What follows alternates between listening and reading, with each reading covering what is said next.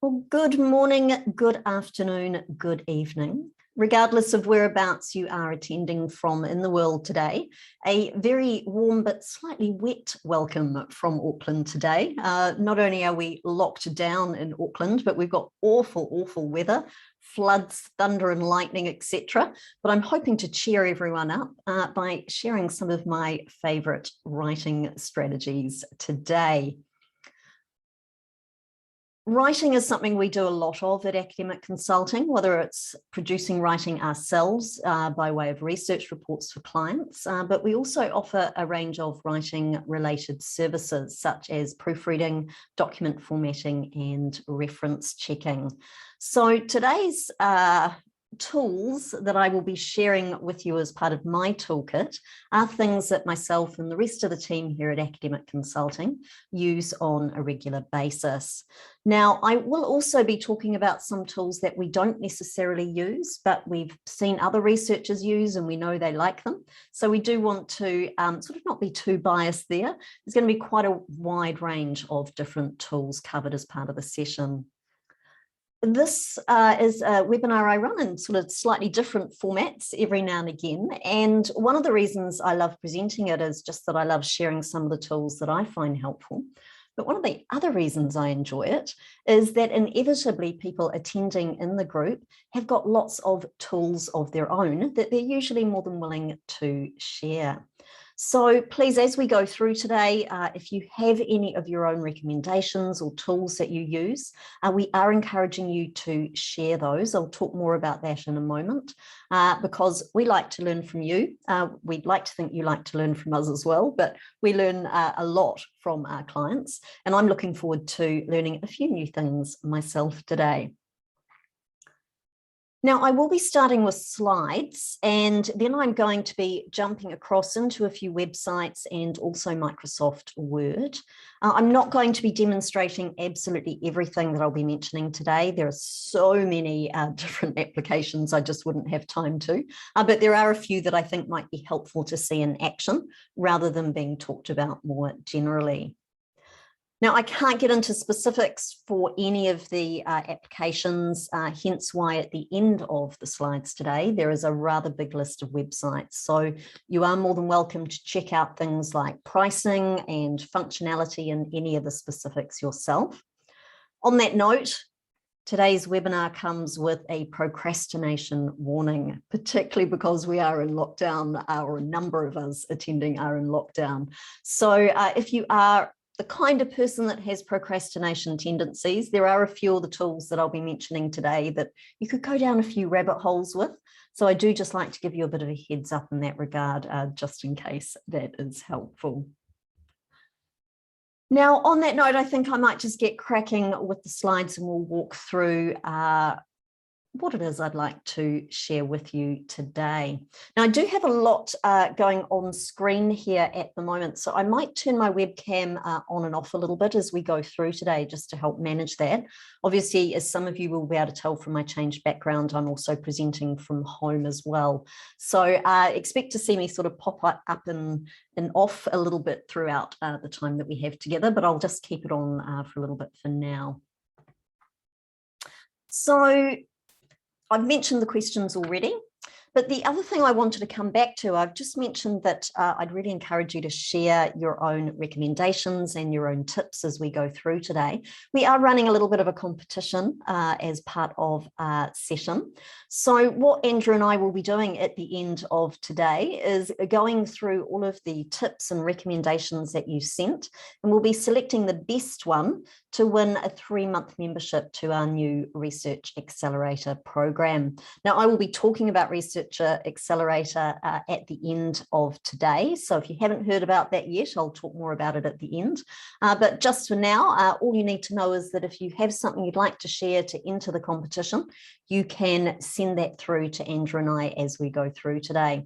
Now, so that we know that it's an entry for the competition, if you could put the words tip in capital letters just before whatever it is you are recommending, that would be really helpful. So anything you want to recommend is fine. It doesn't need to be a application or a piece of software. It could be a pen and paper technique relating to writing that you really like. It could be a specific use of an application. So one of your favorite apps might be something I'm sharing today, and that's fine, but perhaps let us know why you like using it, just so that we've got a bit more of a feel for the context there. So we'll be monitoring that throughout. We will actually announce the winner in an email that will be sent out later today. This is the last in our winter webinar series, and we've run a few of these competitions. We found that we get a lot of tips, and it's a little bit challenging to pick a winner during the session. So keep them coming as we go through, and I'll be in touch later today to announce the winning entry. I wanted to start with reference management software. Now, I'm imagining that most of you have come across reference management software before. So here I'm talking about things like EndNote or Zotero. Now, essentially the idea behind this is it allows you to store and manage your literature or your reference information, and it enables you to cite those references in your writing and your documents.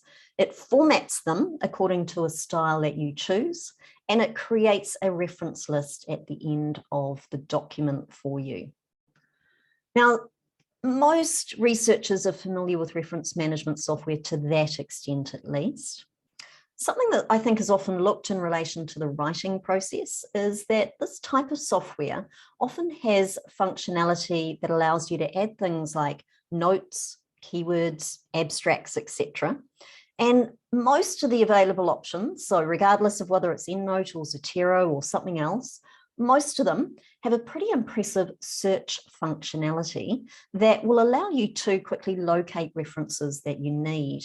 So if you've got hundreds, and I suspect you will, of references in your databases, you need to find just articles on a particular topic for the purposes of writing, then the search functions that this software has is a very, very quick way to locate those. So do think of them more than just sort of cite while you write tools. They are actually little mini databases of your own, which I find incredibly helpful for writing purposes. Now, I've mentioned a couple of options there, but I did want to go into some of the options in a little bit more detail. So I'm just going to bring on screen the first two that I'm going to mention, which is RefWorks and EndNote. Now, I would really only recommend these two if your university or organisation has a license for them. So both of these are applications that you do need to pay for. So quite a few universities have licenses for either one or both of these. So it's worth just checking out whether or not you can access it so that it doesn't cost you. Now, a couple that are free, but you do admittedly need to pay for extra storage if you exceed the limits, are Zotero and Mendeley.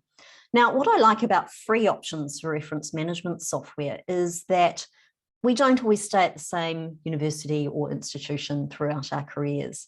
So if you're working at a university which is very EndNote centric and you move across to somewhere else, it might mean that you need to switch the applications that you use. Now, it is relatively straightforward to exchange information between apps, but it does mean that you need to learn something else, which isn't necessarily ideal. So what I like about Zotero and Mendeley is that you can take them with you. You don't necessarily need your organisation to have a license for them. Now, the fifth one that I'm going to bring up, Citavi. I think a lot of people see this as a relative newcomer, but it has actually been around for a while. One of the reasons that people are becoming more aware of Citavi is that it has just been purchased by QSR International, and they're the folk that make NVivo. So I know from the attendance list today, there's a huge number of NVivo users online with us. Citavi is now part of that particular company's suite of products. It is something you need to purchase unless your organisation has a license for it. If you are international, if you're not from New Zealand, it might be that you do have access to it through your organisation. It's used quite heavily overseas. For those of you here in New Zealand, it is not super popular at this stage. I haven't used it extensively. I've had a little bit of a play around. I'm impressed with what I've seen so far, but I haven't made a complete judgment call on it as yet. Now, that probably raises the question of which one of these would I recommend. So the recommendations we make here at Academic Consulting often change from time to time. These applications are always changing and developing. So it might be you've heard a slightly different recommendation from me in the past. Our current recommendation here at Academic Consulting is either Zotero or EndNote. So there are two picks. We think that they are the best options for you in terms of reference management software. But if you are using something else and you're happy with it and it's working well for you, please don't feel like you need to switch to something else just because we say that we like it and that it's a helpful piece of software. Now, I've got a few final comments to make about reference management software because I think they play such an important role in the writing process, and I think they are huge time savers for you. I think they get a bad rap sometimes, and people are often a little bit negative about them. So I just want to make a couple of comments about that. Reference management software is fantastic, as I've just said, but from time to time, we do see users who experience issues. Now, 99.9% of the issues we see are not actually to do with the software itself. The software, as I say, it's fantastic. When we do see issues, it's often in relation to how the software is being used. Perhaps it hasn't been set up correctly in terms of the information that's been entered in. Perhaps the person just hasn't had a chance to learn how to use it effectively. So that would be my big piece of advice here. If you have maybe tried using reference management software, you didn't like it, it didn't work for you, perhaps think about having another try at it. But if you decide to do that, do take the time to learn how to use it well. Now, for those of you that have perhaps been told by colleagues or other researchers that it's not worth the time to learn, it's rubbish, doesn't format references the way that you want, my recommendation there is that you try it out for yourself, because I think you might be pleasantly surprised. But main thing there is if you don't have time to learn it properly, if you're not going to invest the time to learn about the setup, maybe you are better sticking to manual methods because things might go awry. But I promise you, if you learn it well, it will save you significant amounts of time in the long run. The time you spend learning the software will absolutely pay off tenfold later down the track. Okay, so they are my comments about about reference management software. I would love to know what you're all using and if you have any tips to share relating to reference management software. So I can see we've had tips in from Catherine and also Eloise, so thank you so much for those. If anyone else has got a tip, or perhaps just let Andrew and I know what you're using, it would be really interesting to know. And if you're not using reference management software, let us know that as well. We're a little bit curious as to what's being used out there. But while you are possibly typing there, I can see EndNote's an early front runner there. Wow, it's very much an early front runner. Let's move into talking about some other writing applications. So this particular slide, I am going to be talking about both writing and note-taking software, because I think note-taking software is often quite intertwined in the actual writing process. So I think that's worth covering on one slide. Now, I would imagine that most of you are probably using Microsoft Word for your writing, and I am going to be showing you a few tips and tricks for Microsoft Word in the second half of today. Other options for you though, Scrivener is being increasingly used amongst thesis writers. Scrivener was originally developed for authors who were writing either fiction or non-fiction books. But if you think about a thesis, it's essentially a very large book. So it makes sense that Scrivener is starting to be used by thesis writers. It's not something I've used myself. I have seen it used by others though. And I liked some of the functionality of it. I liked some of the ways that you could organize your information in it. It's got a really excellent outlining tool, which is wonderful. I believe you can set targets for yourself in terms of the amount of words you want to write in one day, and it shows you your progress towards that. So there are some really lovely functions within it for writing. Would you want to move to it if you're happy using Microsoft Word? Well, possibly not. I'm not a huge fan, while I'm suggesting lots of different applications today, I'm not a huge fan of constantly switching between different pieces of software. I think that's a great way to procrastinate and not get work done. But if you're perhaps at the beginning of the process, it would be worth doing a few searches. Scrivener, thesis writing, there are actually heaps of really useful resources and blog posts out there on that. Now, if any of the group are using Scrivener and would like to put some thoughts in the chat about that, that would be much appreciated. Now, LaTeX is also a good option, but primarily for those of you who are in sciences, engineering, or maths type fields. So LaTeX is really good for dealing with formulas, which Microsoft Word doesn't do a particularly great job of. Now, for those of you in collaborative writing areas or teams of researchers who are writing together, something like Google Docs might be a good option. Could be that you then need to bring that text back into something like Word for formatting purposes, though. Now, note-taking software, which is one of my favorite things to talk about. First thing to say is there is absolutely nothing wrong with taking pen and paper type notes. So if you are the kind of person that you just prefer to take manual notes, that is absolutely fine. I do think there are some advantages to taking notes electronically. So one of the things I like about it is it means I can access my notes wherever I am, so it's very portable. I also like the fact that if my notes are electronic, it means they're searchable and it's a little bit easier for me to find things.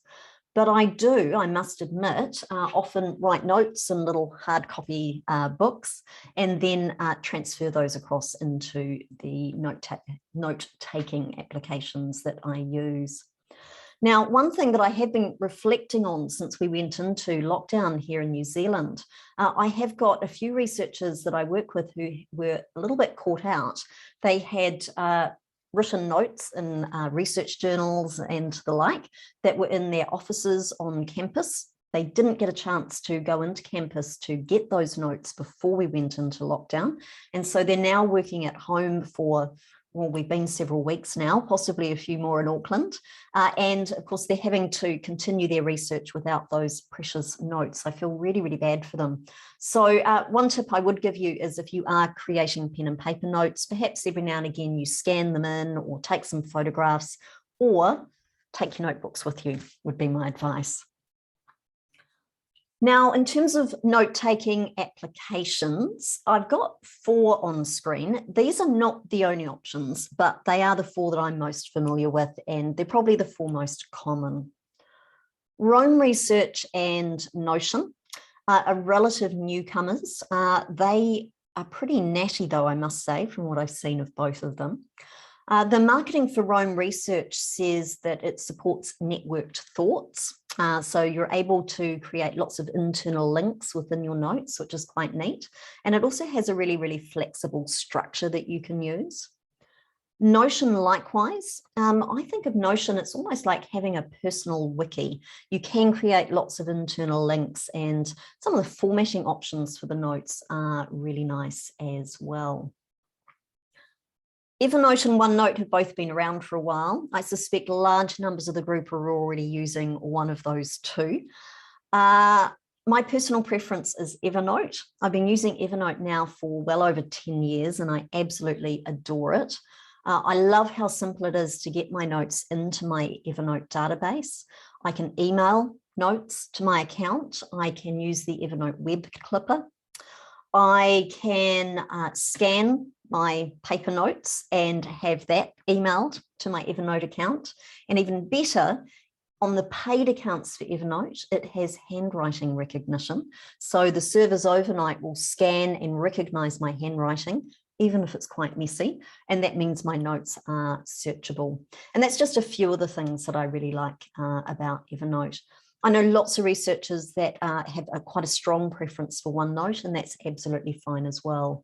But essentially what all 4 of these applications have in common, they're online note-taking information storage tools that hopefully will make your life easier as a researcher. Now, as you probably gathered from what I've just said, my pick of those 4 is actually Evernote, but I also use Notion.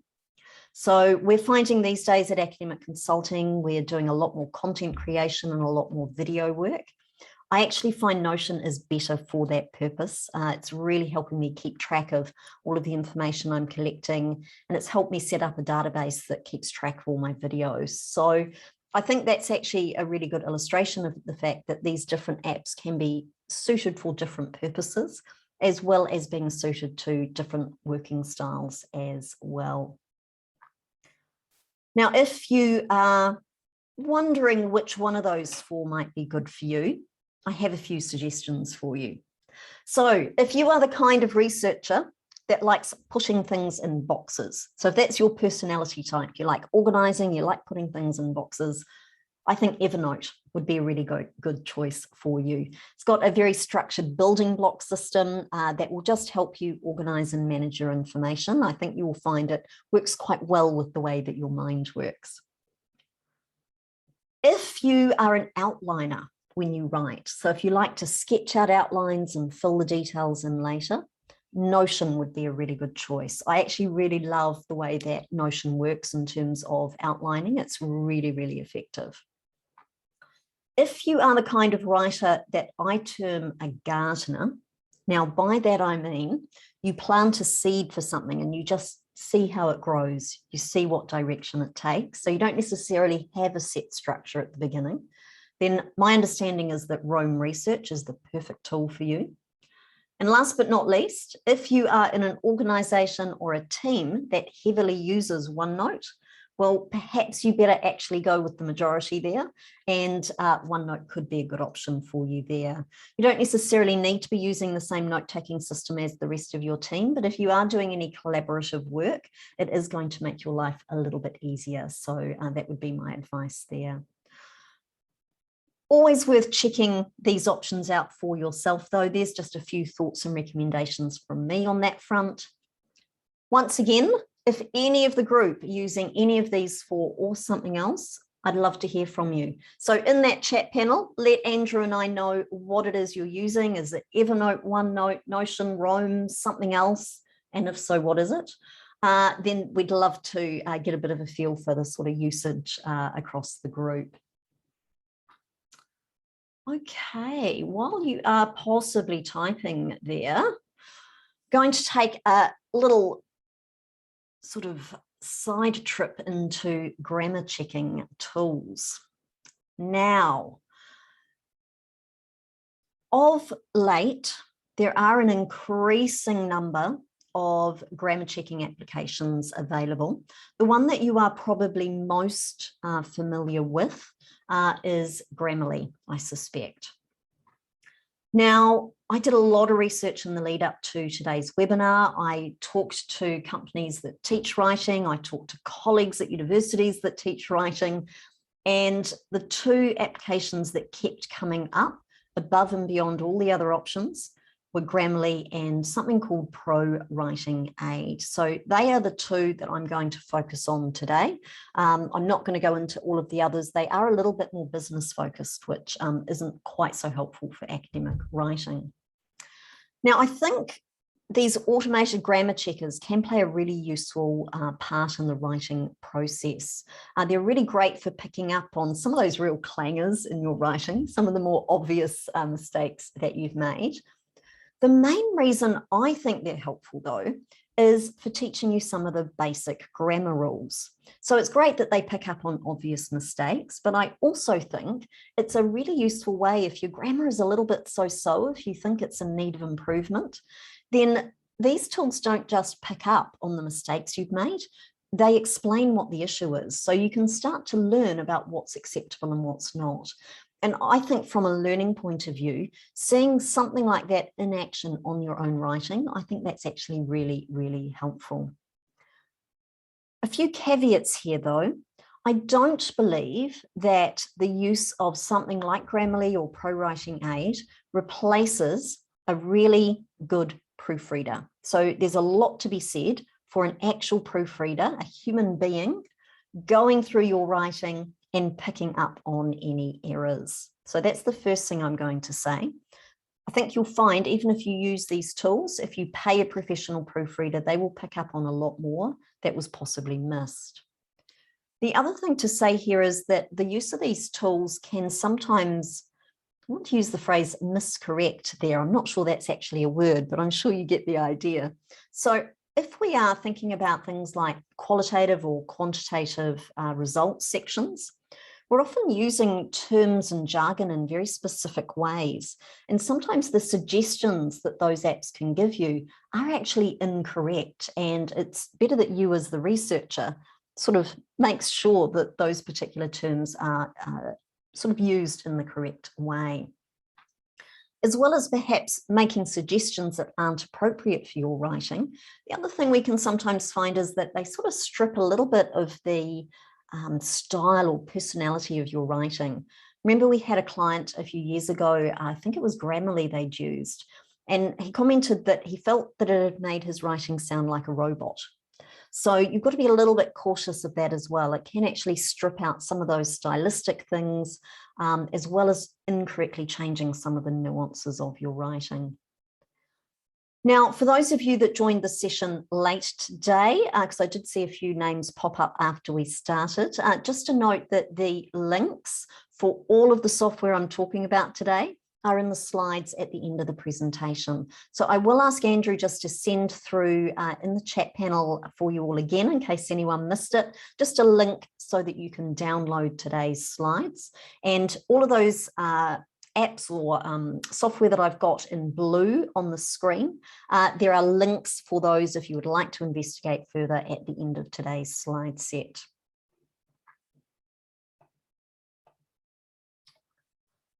Well, something else I wanted to briefly cover was mind mapping software. And I know a number of you attending have done either in vivo or qualitative analysis courses with me in the past. So you are probably aware of the fact that I do like a good mind map.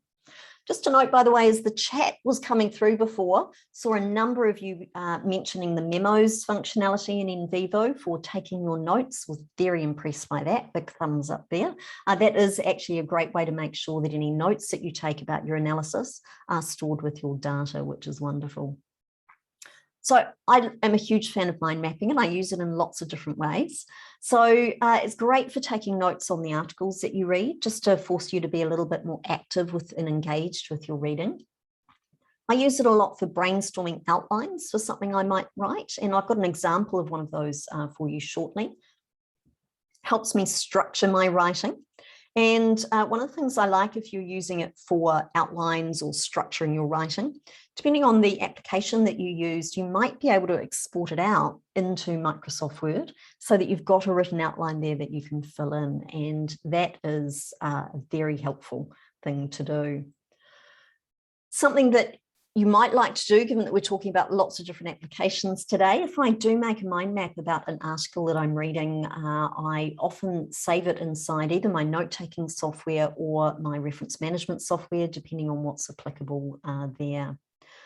Now, I've got two favourites on screen for you, Xmind and Inspiration. Now, I've always been a huge fan of Inspiration. I used it for my PhD extensively. And one of the reasons I used to recommend it was that it was quite inexpensive to purchase. I was a little bit horrified when I checked on their website this morning to see the prices shot up. So it has gone up to 158 New Zealand dollars, which I think is a little bit expensive for what it is. It is a great piece of software, but yeah, that's getting a little on the high side. Xmind, therefore, would definitely be my pick. There is a free version of Xmind. It's got limited functionality, but for most researchers, it will actually do almost everything you need. The paid for versions are not too expensive. I checked the pricing this morning. It's either 23 US for 6 months or 35 US for a year. I think you'll find you'll get your value for money from that. Now, if you're a student on a budget, FreeMind and MindMup are good free options for you. And I've also just given a mention or a shout out, I guess we could say there, to MindMeister and Mind Manager. Both of those price-wise are getting up there a little bit, but they both are excellent. Now, I promised just to show you a quick example. So this is an example mind map. This is actually the second chapter from my PhD, just by way of example. And hopefully it gives you a feel for how you might map something out. And then this can then be exported out from Xmind into Microsoft Word, and you've got a written outline there ready to start. Now, before we start to demo a few things quickly, there is even more. And these are actually some of the things that I'm going to be demoing in a moment. First thing I'd like to recommend is any of Helen Sword's resources. If anyone in the group has used those and found them helpful, let us know and let the rest of the group know via the chat.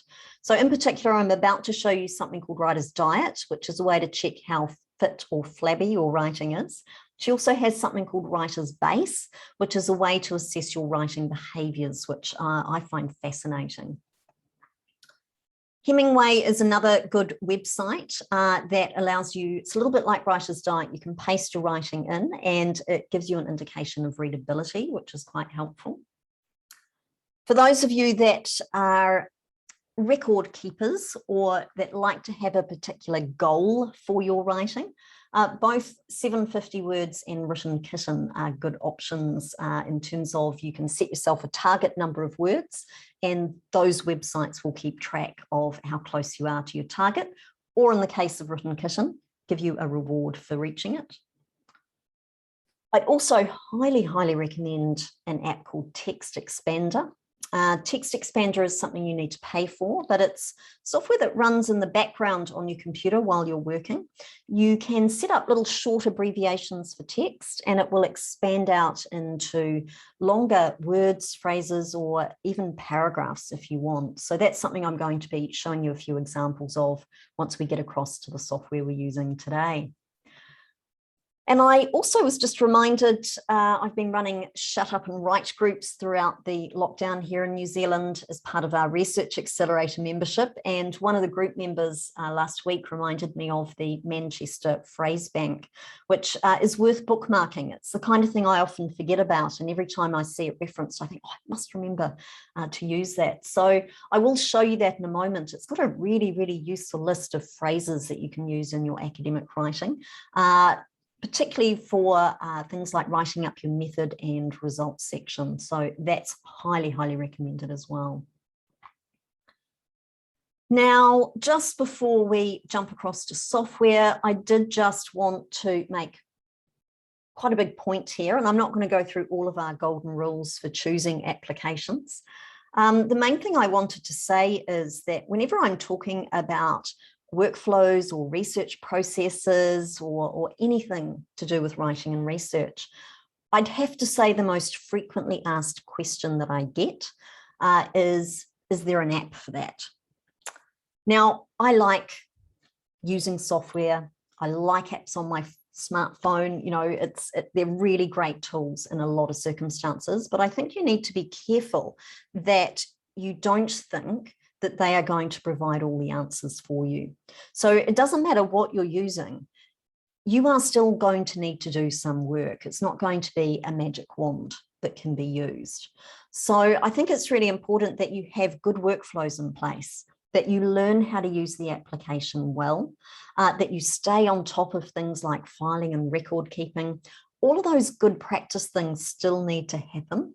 The fact that you're using a fancy piece of software doesn't take anything away from that. You still are going to need to follow good practice. And the example that I often think of here, you know, there's so many productivity apps out there for our phones these days that promise great things. You know, if we use them, we'll eat better and we'll meditate regularly and we'll exercise more.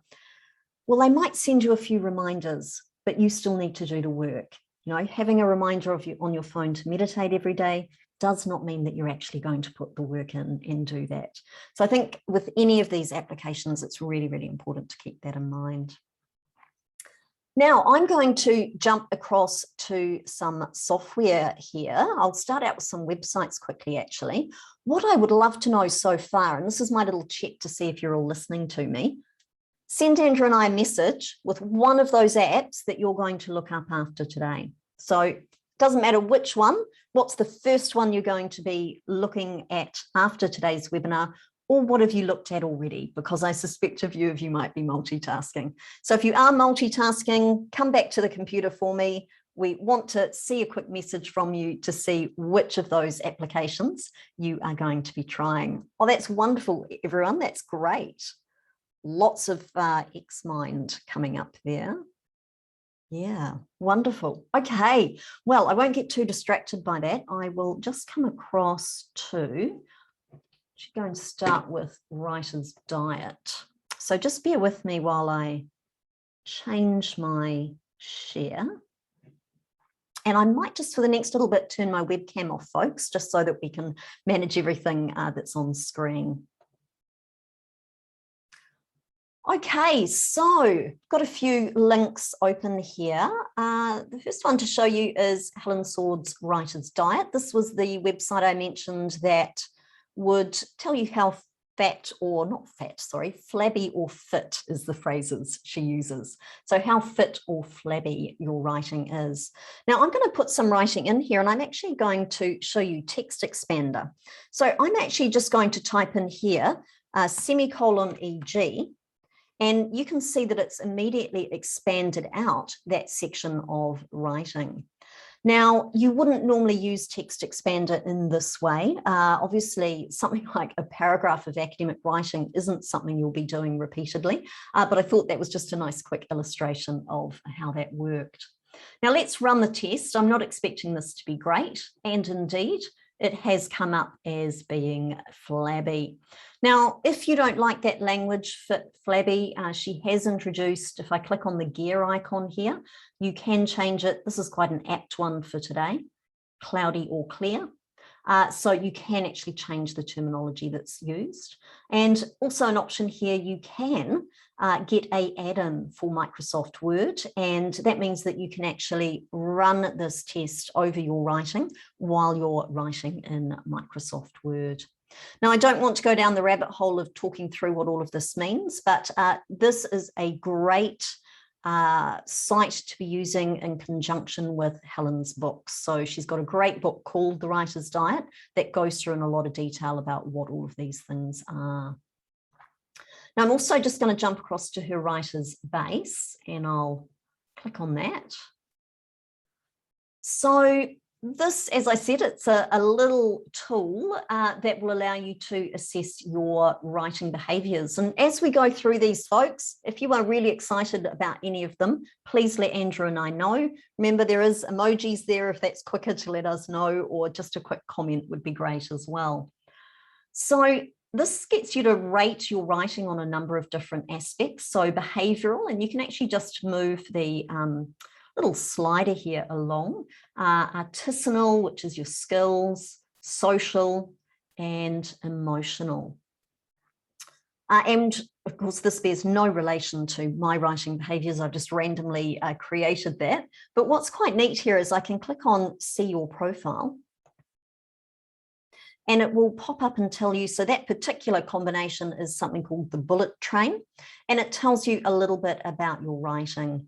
So that's quite a nice way to just reflect on how you work as a writer and what might be areas of improvement. The next tab I'll show you is Hemingway. So as I said before, this is a little bit like Writer's Diet, and I'm just going to paste that same text in. Apparently my writing is very hard to read. You can see that down here on the side. So whether or not this is going to be super helpful for academic writing, I'll let you make your own mind up, but it's just another tool to help you improve the readability of your writing. Now, this one here, Written Kitten, is not one I would usually show in a webinar such as this because it's not particularly academic or Well, I guess it's slightly serious because you are aiming for word count here. But the majority of those of you attending today are in lockdown in various places around Australia and New Zealand. So I thought we needed something to brighten up our day. So I'm just going to type in here. I've written 122 words, and that gives me a little picture of a kitten as a reward. I'll do the same, and you can see as you write, it gives you lots of pictures of kittens. Now, how can you not like that? I would imagine that that one might end up being everyone's favourite tool by the end of the session. For those of you that work well with rewards, that is a really useful one. And yeah, it always brings a smile to my face when I show it. Now, of course, you might not be a cat person, and that's completely understandable if that's not for you. So,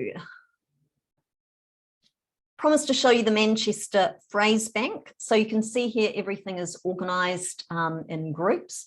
So I can come here to the group for explaining causality, and that will give me some options. If I just click on that first one, you can see them listed here. Now, before we finish up today, I wanted to show you some tips and tricks in Microsoft Word. So I am going to jump across to that now. Just bear with me.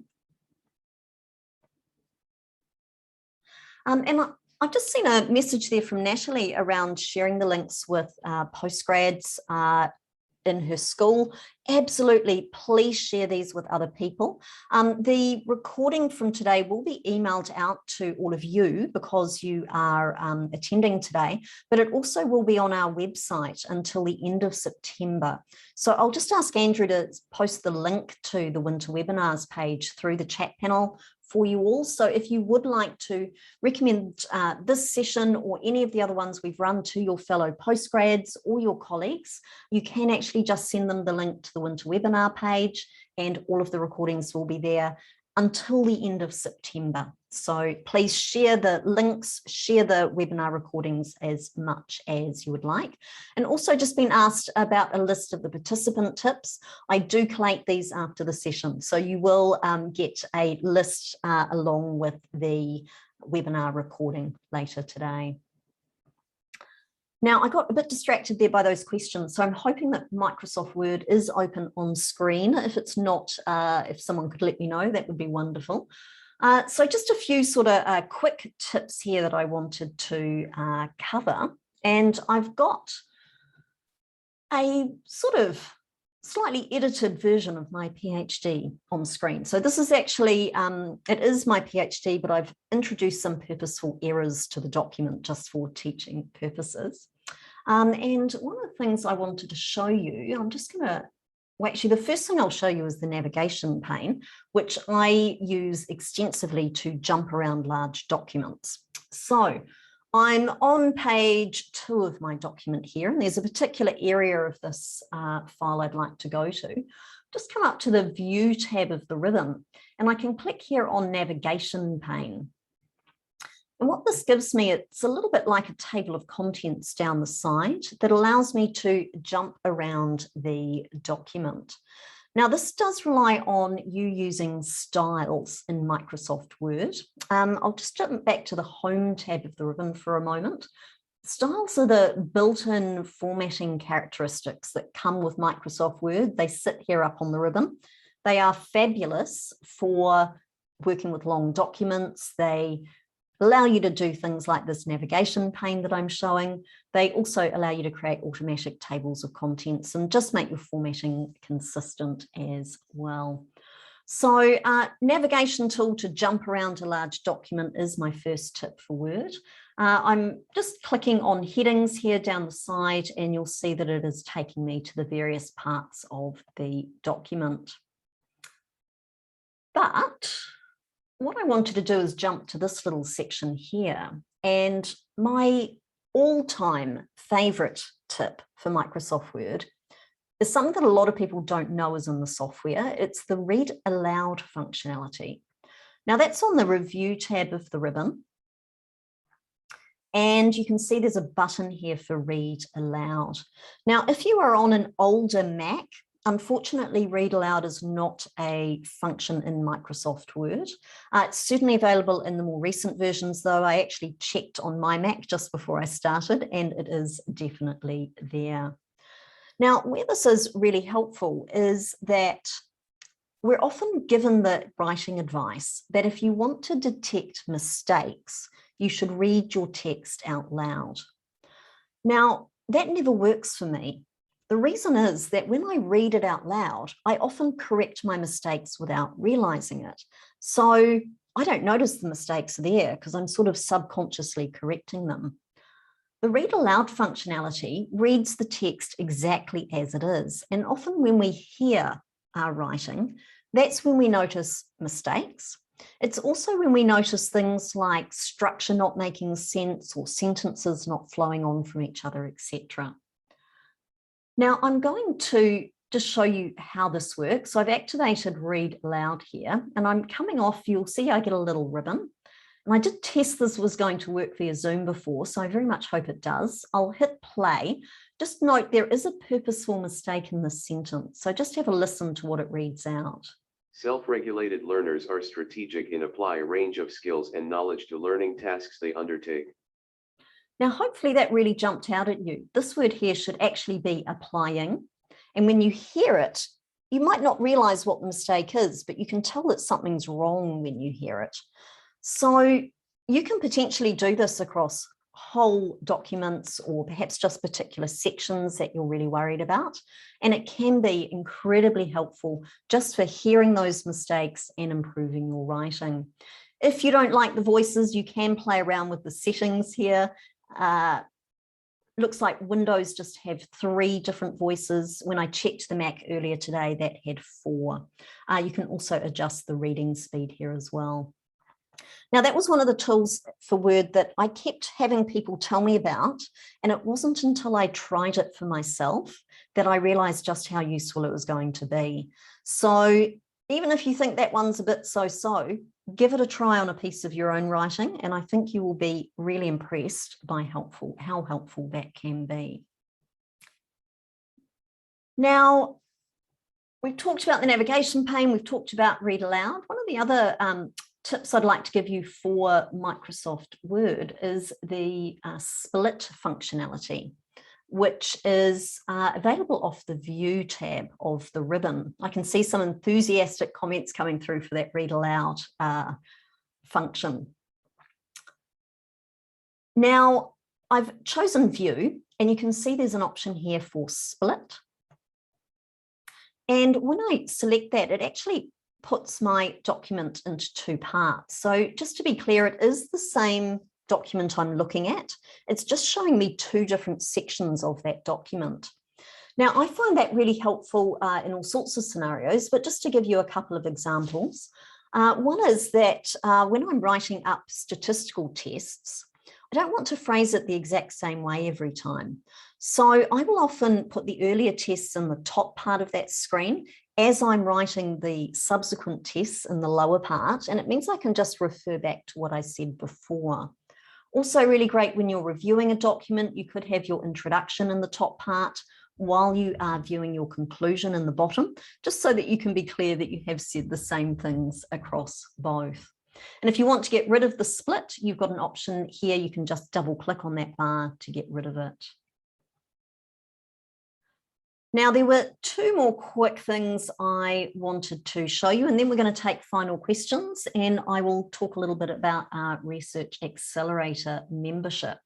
So we talked about automated grammar checking tools before. I did just want to point out that Microsoft Word does have the ability to add extra things in to your grammar check. A lot of people don't use Word's grammar check. They find it annoying. It picks up on things they don't want, misses other things, and they're not aware that you can actually go into the settings and make changes to what's detected.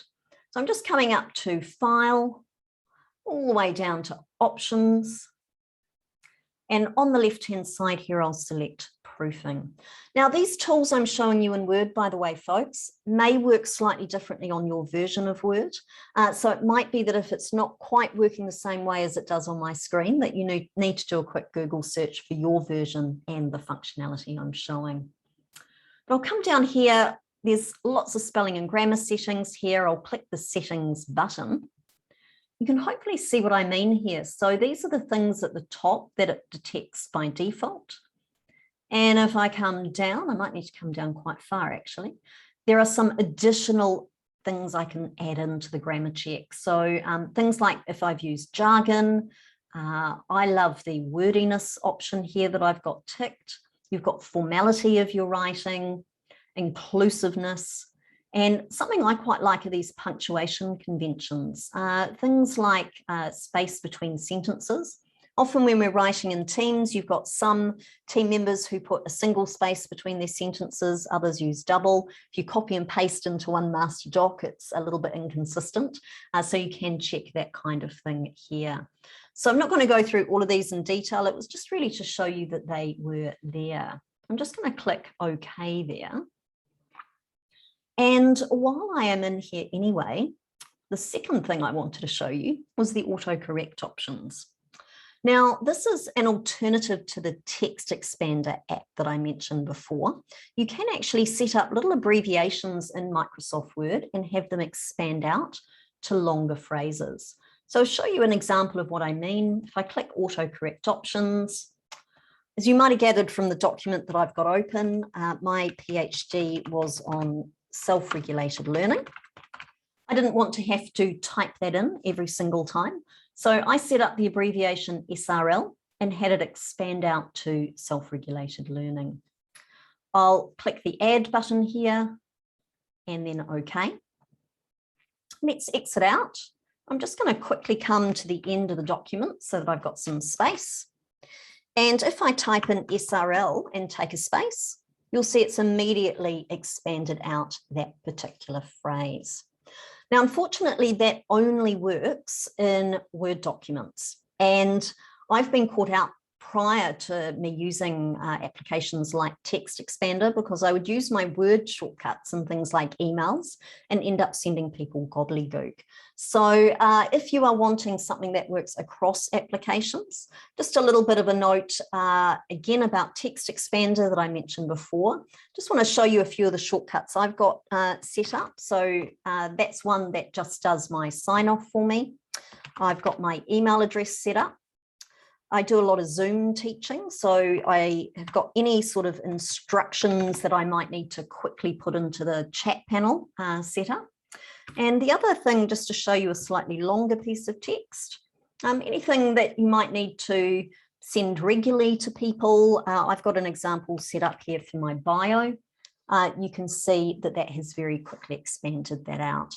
So all of those expansions that happen there were all done via the Text Expander app that I mentioned earlier. It is really wonderful for sending emails to students, emails to research participants. That's a real time saver. Anything else like filling in forms on websites, and you can get quite sophisticated with it as well in terms of you can incorporate tabs so that it fills out fields automatically and that sort of thing. So highly recommend Text Expander if you need to do any sort of repetitive typing. Okay, folks, I am at the end of my tips.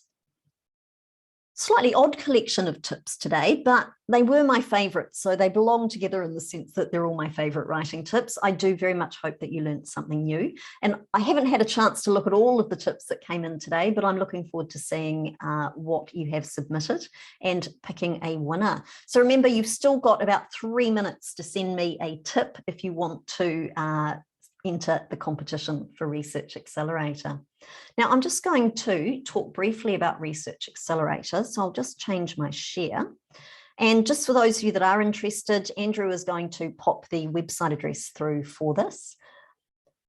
So Research Accelerator, I've been joking that it's like Netflix for researchers, but jokes aside, that's actually not a bad description of it. So the idea is that you pay a monthly or a yearly subscription and you get access to all of our training videos, one of which actually is on Microsoft Word. It's a time-saving tips in Word feature sort of collection.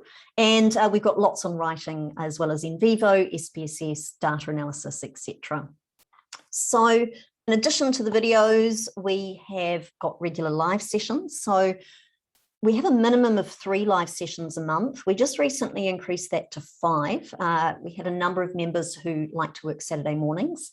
So we have been having so much fun with Research Accelerator. There's a group of us that get together every Saturday morning at the moment, and we work online and are accountable to each other and that sort of thing, which is really lovely. Because of the lockdowns here in New Zealand and Australia, we are also offering additional sessions. So just by way of example, this week we've got a couple of shut up and write sessions happening just to get that sense of community for those that need it. It also has downloadable PDFs, checklists, planners, that kind of thing. And every now and again, you get options to book individual time with me. So we every second month, send out an option where you can book a 15-minute time slot to ask me any questions that you have. So it's a lot more than just the videos in terms of the content. Price-wise, it's usually the first question I'm asked. Oh, and thanks, I can see a comment from Kylie come through saying how much she loves Research Accelerator. Kylie is one of our members, so thanks for that comment, Kylie. So price-wise, you're looking at $37 a month recurring. You can cancel whenever you want, so you're under no pressure to stay in the membership if you find it's not for you. We tried to make it really affordable. $37 a month hopefully is within people's budget. If you're super keen, we have a yearly option, $347. And just a wee tip, we have a virtual event coming up for Research Accelerator. And if you join on the yearly membership, you get attendance at that event for free. So that might motivate a few people if you are trying to decide between. In terms of who it's for, any researchers, but in particular, if you're a bit fed up scrolling through YouTube and not getting the answers you need, it would be a great alternative option. If you're feeling a bit isolated, as I say, we've got this fabulous community who meet regularly. And if you're having trouble getting answers to your research-related questions, I know everyone's really, really pressured anyway within academia, but we've now got alert levels changing constantly and lockdowns happening, and that's making it even more challenging. So if you have questions about your research that you need answered, it would also be a great choice. Now, I took a little bit longer with the content because we didn't have any unanswered questions. If I've missed your question in the chat, you are more than welcome to put it again in the Q&A so that I can see it. But there weren't any questions that are unanswered at this stage. So I am going to wind up the session there. Thank you so much for being a wonderfully engaged, interactive group today. I've really enjoyed spending the last hour with you. All the best for your writing.